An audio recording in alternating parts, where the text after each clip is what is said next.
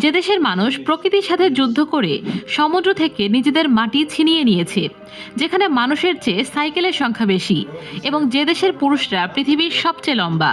হ্যাঁ, আমি কথা বলছি ইউরোপের বিষয় নেদারল্যান্ডস নিয়ে। একে কেউ বলে টিউলিপের দেশ, কেউ বলে বাতাস কলের দেশ, আবার কারো কাছে এটি আধুনিক গণতন্ত্র আর স্বাধীনতার শেষ ঠিকানা। আজ আমরা জানব কিভাবে সমুদ্র পৃষ্ঠের নিচে থেকেও একটি দেশ বিশ্বের অন্যতম ধনী রাষ্ট্রে পরিণত হলো। চলুন শুরু করি। নেদারল্যান্ডস আসলে কোথায় এবং কেমন? নেদারল্যান্ডস ইউরোপ মহাদেশের উত্তর পশ্চিমে অবস্থিত একটি ছোট কিন্তু অত্যন্ত প্রভাবশালী দেশ। এর পশ্চিমে এবং উত্তরে উত্তর সাগর, পূর্বে জার্মানি এবং দক্ষিণে বেলজিয়াম। দেশটির আয়তন প্রায় ৪১,৮৫০ বর্গ কিলোমিটার। জনসংখ্যা প্রায় ১,৮৪,৪৮,৭৭৫ জন। দেশটির আয়তনের তুলনায় জনসংখ্যা বেশ ঘন বসতিপূর্ণ। নেদারল্যান্ডস নামের আক্ষরিক অর্থ হল নিচু ভূমি। কেন জানেন?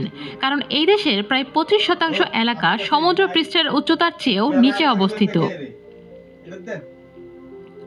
মজার ব্যাপার হলো, আপনি যদি এখানকার সমুদ্র উপকূলের বাঁধগুলো সরিয়ে দেন, তবে দেশটির অর্ধেক অংশ পানির নিচে তলিয়ে যাবে।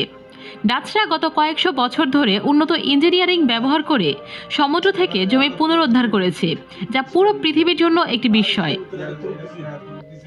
রাজধানী ও প্রধান শহরের জাঁকজমক। নেদারল্যান্ডসের রাজধানী অ্যামস্টারডাম। এই শহরকে বলা হয় উত্তরের ভেনিস, কারণ পুরো শহরটি খালের জালের মতো ছড়িয়ে আছে। অ্যামস্টারডামের সরু রাস্তা আর ঐতিহাসিক বাড়িগুলো দেখলে আপনার মনে হবে আপনি কোনো রাজকীয় যুগে ফিরে গেছেন।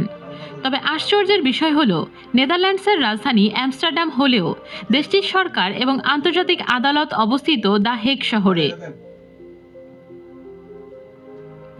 এছাড়া রয়েছে রটারডাম, যা ইউরোপের বৃহত্তম বন্দর এবং এর আধুনিক স্থাপত্যের জন্য বিশ্ববিখ্যাত। টেকনোলজি বা প্রযুক্তির জন্য বিখ্যাত শহর হলো আইন্দহোভেন।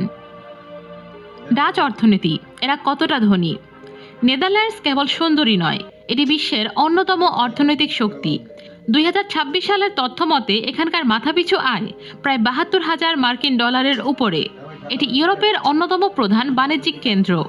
জানলে অবাক হবেন, আয়তনে এত ছোট হওয়া সত্ত্বেও নেদারল্যান্ডস